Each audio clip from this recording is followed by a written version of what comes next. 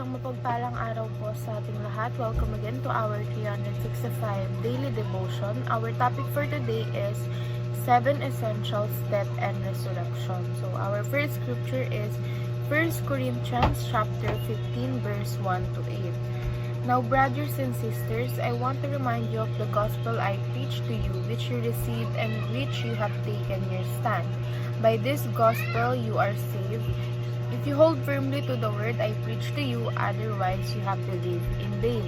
For what I received passed on to you as of first importance, that Christ died for our sins according to the scriptures.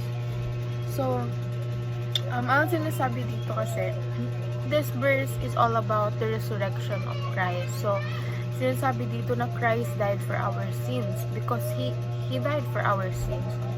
So, our first teaching is Jesus died for our sins.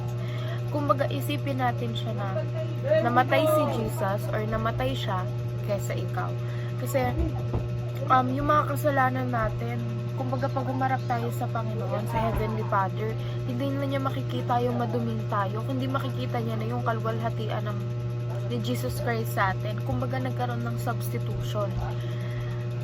Yung mga kasalanan natin, napunta siya kay Christ kasi siya yung umako. Siya yung umako ng mga kasalanan natin. Second, Jesus resurrected to give us new life. So, yung pagre-resurrect ng Panginoon, yung muli niyang pagkabuhay, ay pagbibigay din sa atin ng muling buhay. Kumbaga, panibagong buhay. Kasi, yung pag-resurrect niya, kumbaga, tapos na dapat yung mga dating gawin natin, yung mga kasalanan natin, iniwan na natin siya sa past. Kasi, namatay na ang Panginoon para sa atin. So, we need to, baguhin na. Kasi isang beses lang yun mangyayari. Third, there is no salvation apart from Christ's death and resurrection. So, walang ibang paraan para maligtas. Kaya nga, diba sabi sa verse, you are saved through faith. And this is not your own doing. It is the gift of God. Ibig sabihin, hindi siya dahil mabait ka, hindi siya dahil marami kang matutulungan, kaya ka masasalba or kaya ka mapupunta sa langit, kundi isa lang yung dahilan kung bakit ka mapupunta sa langit. Yun yung pagkamatay at muling pagkabuhay ng Panginoon. And all you have to do is to believe, is to have faith na He is the Lord Jesus Christ, He is our Savior. So yun lang, hindi mo na kailangan, gumawa pa ng mga magagandang gawain, kasi kapag dumating tayo sa langit, para hindi tayo magyabangan, yun yung iniiwasan so that no one will boast. So moving on to application, die in our sins. So kung magpapatuloy tayo sa paggagawa ng kasalanan, kung ayaw pa rin nating talikuran, we will die like that. Instead, second, live a holy life for God.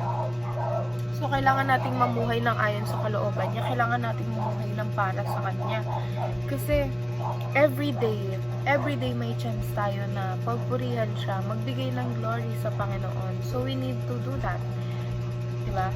And last but not the least, share the true gospel of Christ. Kung isa kang totoong Kristiyano, i-share mo yung gospel, because lalo na sa pamilya mo, kailangan mo i-share yung gospel, kasi hindi naman pwede na you know the gospel. Meron yung parang verse sa Bible na responsibility mo yun, kasalanan mo yun kung alam mo yung gospel tapos hindi mo shinare. Kumbaga parang alam mo yung mangyayari and hindi mo shinare sa kanya and napahamak siya.